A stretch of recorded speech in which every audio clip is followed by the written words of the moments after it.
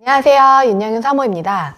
하나님과 친밀한 좋은 배우자로 준비되기 9번째 시간으로요. 혼전 순결을 지켜야 되는 이유에 대해서 이야기 나눠보려고 합니다. 요새는 아이들이 보는 웹툰이나 웹소설에도 혼전 성관계가 되게 당연한 것처럼 표현이 많이 되어 있더라고요.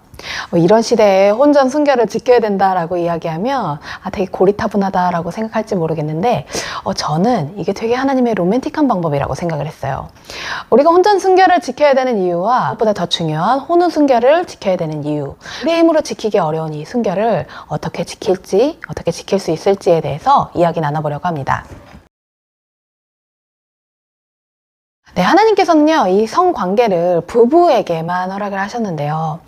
우리가 결혼이라는 언약관계 아래에 온전하고 또 자유롭게 마음껏 사랑하기를 원하세요. 우리가 연애를 하고 감정이 커졌을 때, 사랑의 호르몬이 많이 나올 때요. 참 빨리 사랑하고 싶고 빨리 하나가 되고 싶죠. 그런데 사람의 사랑은요, 정말 빨리 끓어오르지만 빨리 식어요. 우리는 결혼해서 나의 배우자와 오랜 시간 동안을 행복하게 살아야 되잖아요. 우리의 힘으로는요, 그렇게 오랫동안 행복할 수가 없어요.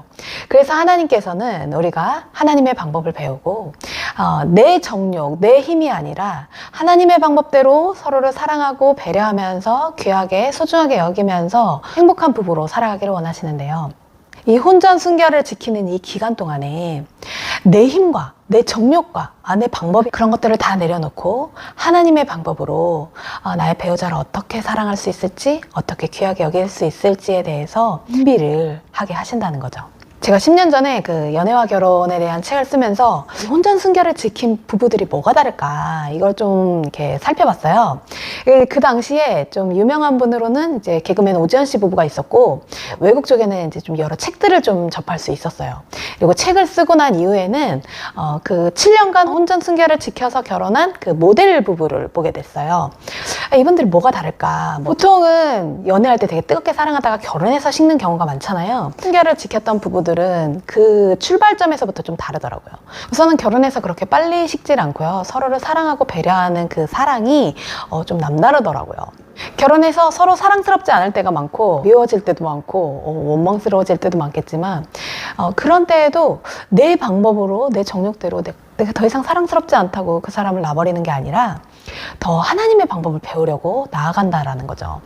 내 힘으로 사랑할 수 없는 내 배우자를 어떻게 사랑할 것인가, 하나님의 사랑을 배우고 그 하나님의 사랑으로 내 배우자를 배려하고 또 섬기려고 노력하다 보니까 훨씬 더 오랜 시간 동안 서로를 사랑할 수 있는 부부로 그렇게 살아가게 되더라고요.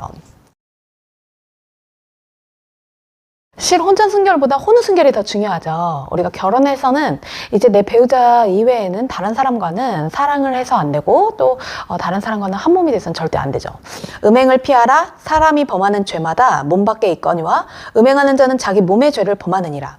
너희 몸은 너희가 하나님께로부터 받은 바 너희 가운데 계신 성령의 전인 줄을 알지 못하느냐. 너희는 너희 자신의 것이 아니니라. 우리 몸을 성전이라고 하셨는데요. 이 성전이 더럽혀지면 하나님께서 거하실 수 없는 전이 되어버리죠. 회개하고 돌이키면 언젠가는 회복이 되겠지만, 하나님과 친밀한 삶을 누리던 사람들에게 음행으로 인한 죄가 있을 땐 하나님과의 관계에 단절이 일어날 수밖에 없어요. 우리 삶에 숨통이 끊어진 것 같은 그런 일들이 일어날 수밖에 없죠. 또 하나님께서는 우리 가정을 통해서요, 너무나 많은 축복과 예배된 은혜들이 있는데, 이런 음행을 통해서 악한 영들이 이제 합법적으로 공격할 수 있는 틈이 생기고, 우리 가정이 깨어지고 이 가정을 향하신 그 해가 다 가로막힐 수밖에 없는 상황이 벌어진다는 거죠. 단순히 이 성관계에 대해서 이렇게 가볍게 여기면 이런 죄악이 쉽게 일어날 수 있는데, 하나님께서는 우리가 어떤 자세로 살아가기를 원하시는지, 하나님의 방법으로 어떻게 사랑하기를 원하시는지를 정말 진지하게 배워갈 필요가 있는 것 같습니다. 혼전 순결뿐만이 아니라 혼후 순결도 참 지키기 어려운 시대에 살고 있는데요. 저희 엄마가 제가 어려서부터 배우자를 위한 기도도 해주셨고, 이 아이를 성적으로 보호해주세요 라는 기도를 참 많이 하셨었어요. 저도 저희 아이들을 위해서 그렇게 기도를 하는데, 작년에 저희 엄마가 일흔이 되셨어요. 근데 작년에 그런 얘기를 하시더라고요. 야, 내가 이제 나이가 들었지만 그래도 이런 기도를 해. 하나님, 제가 이제 일흔이 넘어서 그 누구도 저를 여자로 보지 않겠지만 그래도 저희 남편 외에는 저를 여자로 보는 사람이 없게 해주세요. 그리고 저도 저희 남편 외에는 남자로 보는 사람이 없게 해주세요 라는 기도를 한다라고 얘기를 하더라고요. 왜냐면 아무리 나는 지키고 싶지만 이런 영적인 유혹이 한순간에 너무 심하게 다가오는 경우들이 많아서 그걸 지킬 힘이 우리에게 없다는 걸 너무 많이 느끼신다라는 거죠. 그래서 자녀들을 위해서도 그런 기도를 하신다라고 얘기를 하시더라고요. 아, 참 엄마가 되게 지혜롭다라는 생각을 했어요.